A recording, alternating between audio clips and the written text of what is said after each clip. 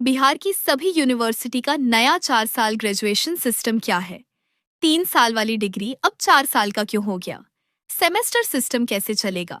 Syllabus कैसा होगा? और ये 28 क्रेडिट का रूल क्या चीज है? कंफ्यूज हो? No worries. इस वीडियो में हम हर चीज को बिल्कुल आसानी और मजेदार तरीके से समझेंगे, तो अपना पेन नोटबुक और एक कप चाय पकड़ो और चलो शुरू करते हैं मिस इन्फो के साथ। लाइक बटन दबाओ, चैनल सब्सक्राइब करो और let's dive in.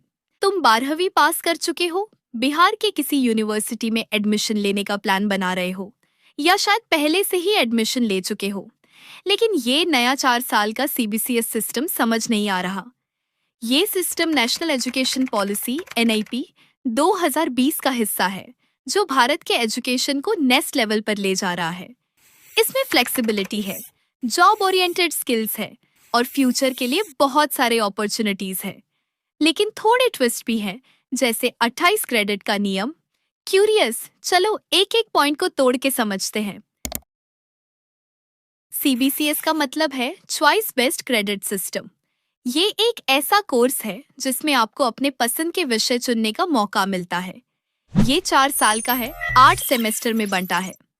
Her semester में आप पॉइंट्स या क्रेडिट कमाते हो। कुल 160 क्रेडिट चाहिए पूरी डिग्री के लिए। ये सिस्टम बिहार के सभी यूनिवर्सिटी में एक जैसा है, बिहार एग्रीकल्चर और एनिमल साइंस यूनिवर्सिटी को छोड़कर।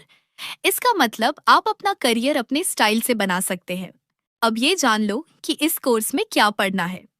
इसमें 7 तरह के सब्जेक्ट होते हैं, जो सभी बिहार यूनिवर्सिटी में बराबर है। पहला, मेन सब्जेक्ट, मेजर कोर्स, जो आपका असली सब्जेक्ट है, जैसे हिस्ट्री या मैथ। यह 80 क्रेडिट का होता है। दूसरा, छोटा सब्जेक्ट, माइनर कोर्स, जैसे इकोनॉमिक्स या साइकोलॉजी। यह 32 क्रेडिट का होता है। तीसरा सब्जेक्ट है mix subject, multi disciplinary course. इसमें आप थोड़ी अलग चीजें जैसे कंप्यूटर बेसिक्स या एनवायरनमेंट सीखेंगे। ये आपको 9 क्रेडिट का होता है। चौथा है skill subject, skill enhancement course. इसमें आप नौकरी के लिए स्किल्स जैसे टाइपिंग या बोलने का तरीका सीखिएगा।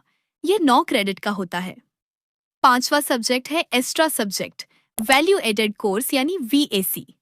यह सब्जेक्ट पर्सनालिटी बनाने के लिए, जैसे मॉरल वैल्यू के लिए होता है। यह आपको 6 क्रेडिट का होता है। सब्जेक्ट है languages subject, ability enhancement course या एईसी के नाम से जानते हैं। इसमें हिंदी, अंग्रेजी या डिजास्टर मैनेजमेंट जैसे सब्जेक्ट होते हैं। यह 8 क्रेडिट का होता है। सातवां और आखिरी सब्जेक्ट है इंटर्नशिप और रिसर्च, जिसमें आप नौकरी का एक्सपीरियंस या प्रोजेक्ट का काम सीखते हैं। इसमें 4 से 12 क्रेडिट होते हैं। हर सेमेस्टर में 20 क्रेडिट के आसपास होते हैं। आप अपनी पसंद के हिसाब से सब्जेक्ट चुन सकते हैं। इस प्रोग्राम का एक बड़ा प्लस पॉइंट है मल्टीपल एग्जिट ऑप्शन। तुम डिसाइड कर सकते हो कि कब डिग्री लेनी है। अगर आप 1 साल पढ़े और आपके 40 credit plus 4 credit summer course के हैं, तो आपको यूजी सर्टिफिकेट मिलेगा। अगर आप 2 साल पढ़े और आपके पास 80 क्रेडिट प्लस समर कोर्स के 4 क्रेडिट है, तो आपको यूजी डिप्लोमा मिलेगा। अगर आपने 3 साल पढ़ के छोड़ना चाहा, तो इसके लिए आपके पास 120 क्रेडिट होनी चाहिए, देन आपको बैचलर डिग्री मिलेगी। और अगर आपने पूरे 4 साल पढ़ लिए और आपके पास 160 क्रेडिट है, तो आपको ऑनर्स एवं रिसर्च डिग्री मिलेगी। समर कोर्स जॉब स्किल्स सिखाता है और 4 साल पूरे करने के बाद मास्टर में सीधे सेकेंड ईयर में एंट्री मिल सकता है। एक इम्पॉर्टेंट रूल है 28 क्रेडिट रूल। सेमेस्टर 2 से सेमेस्टर 3 में जाने के लिए पहले 2 सेमेस्टर के major, minor, multidisciplinary, language, VAC और एडेड सब्जेक्ट के मिलाकर 28 क्रेडिट चाहिए। एसईसी की इसमें गिनती नहीं होती। एक सेमेस्टर में तुम 15 से 18 क्रेडिट अर्न कर लेते हो। 2 सेमेस्टर में 28 से ज्यादा हो जाते हैं। अगर कोई सब्जेक्ट में फेल हो जाओ, तो अगली परीक्षा में क्लियर करना होगा, वरना प्रमोशन रुक सकता है। अपने क्रेडिट ट्रैक रखो। चलो अब हम समझेंगे एलएनएमयू के सेमेस्टर वाला मार्कशीट को। एक एक कॉलम को डिटेल में समझेंगे। तो सबसे पहले आता है ईएसआई कॉलम। ईएसआई थ्योरी का मतलब है अंतिम सेमेस्टर परीक्षा, यानी यूनिवर्सिटी की तरफ से लिया गया फाइनल एग्जाम। ये परीक्षा होती है 70 मार्क्स का। पास होने के लिए 31.5 अंक चाहिए। अगर स्टूडेंट ने 54 स्कोर किया, तो वो पास हो गया। अब आता है प्रैक्टिकल कॉलम। ये तो आप सभी को पता ही होगा, प्रैक्टिकल कॉलम तब होता है जब सब्जेक्ट में प्रैक्टिकल होता है। जैसे 70 मार्क्स का प्रैक्टिकल था, विद्यार्थी ने 60 अंक प्राप्त किए। अब अगली है CIA।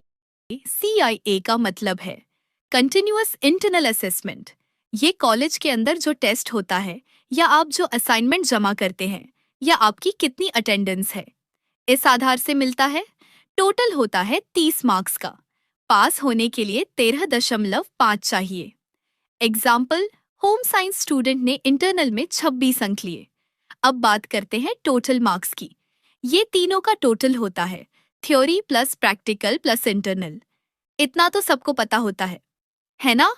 एग्जाम्पल, अंग्रेजी में कुल 100 में से 82 आया। अब अगला है ग्रेड लेटर। ग्रेड लेटर आपके टोटल मार्क्स के बेसिस पर मिलता है। अगर आपके 80 से 90 के बीच मार्क्स हैं तो मिलेगा A+।